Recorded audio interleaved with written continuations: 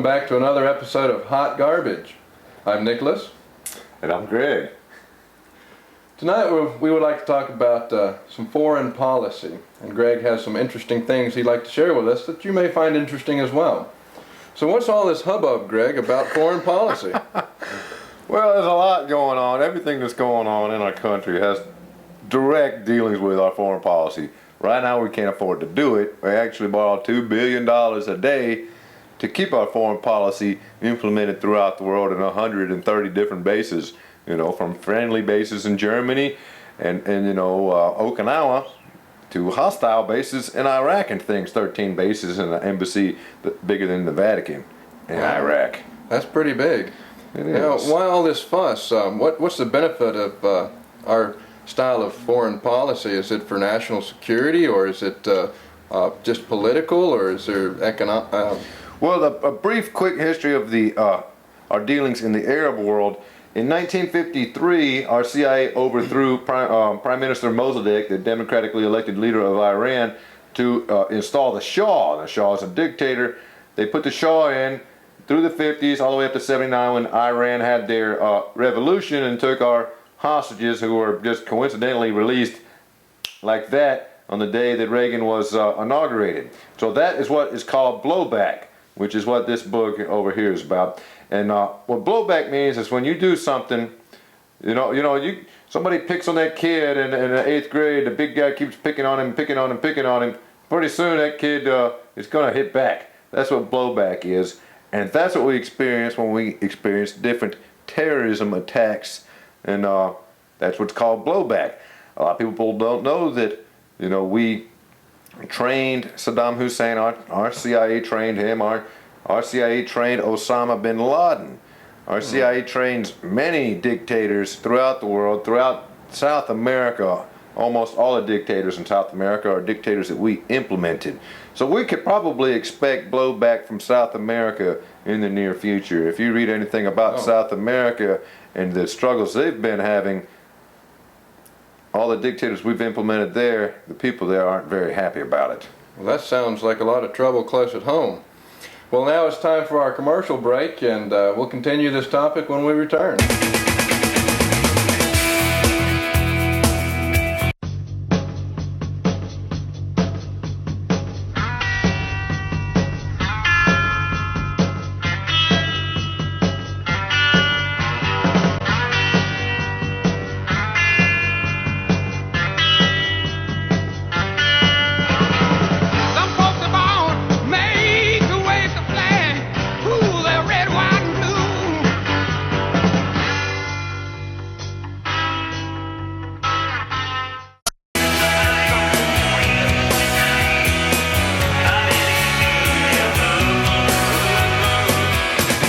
Back to Hot Garbage. I'm Nicholas. And I'm Greg. During the commercial break, we had something just amazing happen. We live on a busy road in Birmingham here that leads into downtown. Probably 10,000 cars a day drive by, maybe less. But somebody pulled up during the commercial break, and it was a woman, and she just came to the door and she says, "I have 2 questions about Ron Paul. If you could answer them, my brother's a Ron Paul fan." And then she asked me the 2 questions, and I answered them. And she was on her way to work, and she just left to work. And I just thought that was amazing and wonderful that people feel that they can stop and ask people about a candidate. And it was also nice that I had the answers too. It was. That was very informed. That was it was kind of lucky, I guess. She could have really stumped me, but we had the answer. That's good. That's good. Now, with that to the side, back to this foreign policy. Well, we left off talking about South America and trouble next door. And trouble next door. Like everybody remembers in Panama, Noriega, and a lot of other dictators that we put in power in South America. We trained at this place in Panama called the School of the Americas. But then Panama got tired of having that there, so it got changed to Fort Benning, Georgia. You could look that up on the Google. School of the Americas, and find out much more information about that.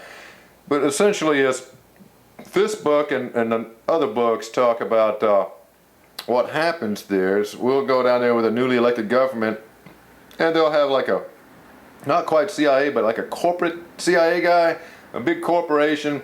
Their economic planner will go down there, their chief economist, and he'll talk to the leader and say what the plans they have for water systems or oil systems or different things like that they want to implement in the area. And if the leader doesn't agree, then all of a sudden he dies in a plane crash. That's pretty or scary. other things like that happen. Coups happen. They get rid of the leader, put in somebody that they like, which is a military dictator from the School of the Americas. All this is documented. You can research it multiple places. And that's what we do. And we do that in the Arab world as well. I mean, look at Pakistan. We're supporting a dictator, military dictator over there, giving him billions of dollars that we borrow from China to give to him, so we keep him under our puppet strings.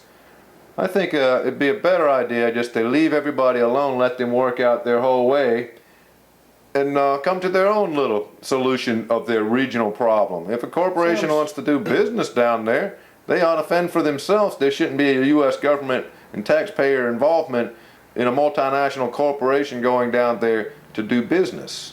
It's very interesting. That's very interesting, Greg. Yeah. Apparently that's all the time we have for this episode of Hot Garbage, but there's some other topics I would like to talk to you about on this subject that maybe we can make time next week. Well, let me introduce this book. Yes. This is Blowback, and that was what we discussed earlier, the topic of blowback by Chalmers Johnson, and it talks about a lot of these issues.